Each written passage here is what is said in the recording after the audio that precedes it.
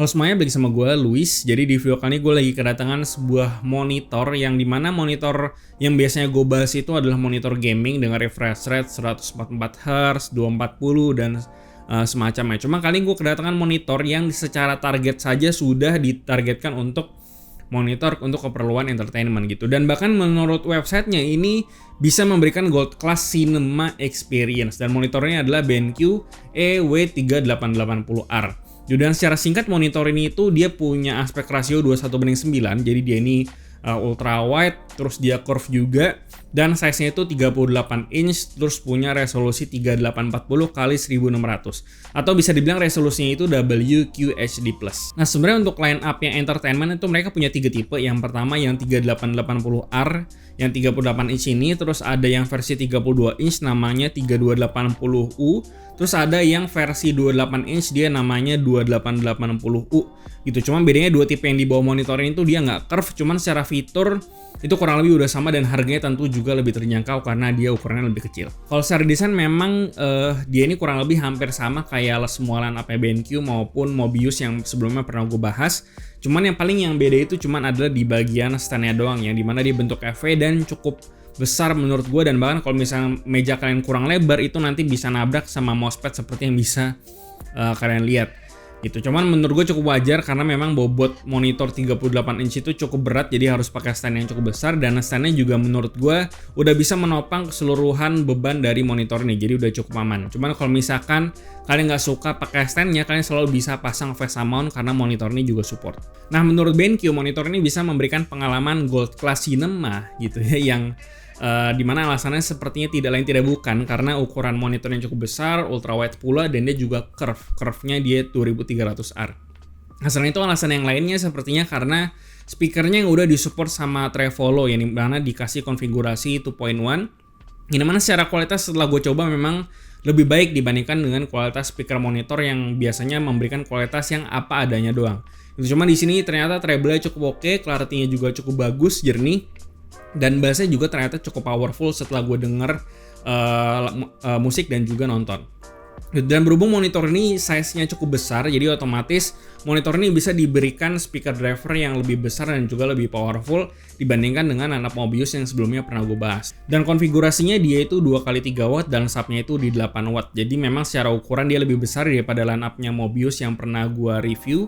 Dan selain itu secara logika juga harusnya bisa memberikan kualitas yang lebih bagus karena drivernya itu lebih besar. Dan memang menurut gue ini adalah opsi yang bagus karena kalau misalkan kalian memang belum punya bookshelf speaker atau home theater speaker, mungkin ini bisa jadi alternatif sementara sampai kalian bisa beli speaker sendiri, atau kalau kalian malas pun kalian bisa pakai atau rely sama si speaker dari bawaan monitor ini. Dan selain itu untuk kalau kalian penasaran sama suaranya, ini gue ada rekam beberapa sampel suaranya dengan skenario tertentu dan silakan kalian dengerin sendiri.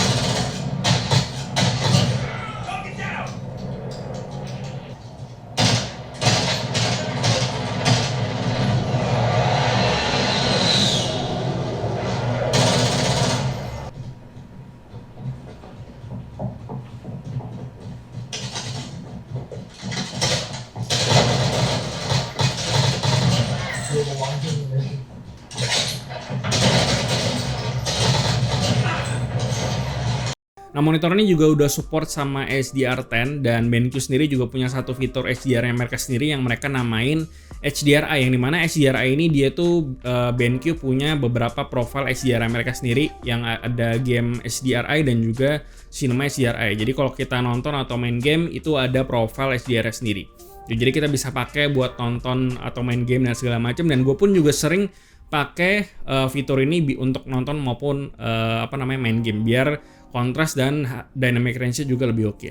Gitu, dan kalian bisa pakai fiturnya kalau kalian memang pengen pakai, dan menurut gue cukup bermanfaat. Dan ya, monitornya memang bisa dibilang punya fitur yang cukup banyak untuk urusan entertainment-nya, mulai dari ultrawide ukurannya cukup besar, curve juga, terus ditambah lagi HDR, makanya mungkin BenQ bisa bilang monitor ini bisa memberikan gold class cinema experience. Tapi sebelum itu, untuk panelnya itu dia pakai panel IPS dan color gamutnya 95% DCI-P3. Dan berhubung gue nggak punya alatnya, jadi gue tidak bisa ngetes apakah ini betul atau tidak.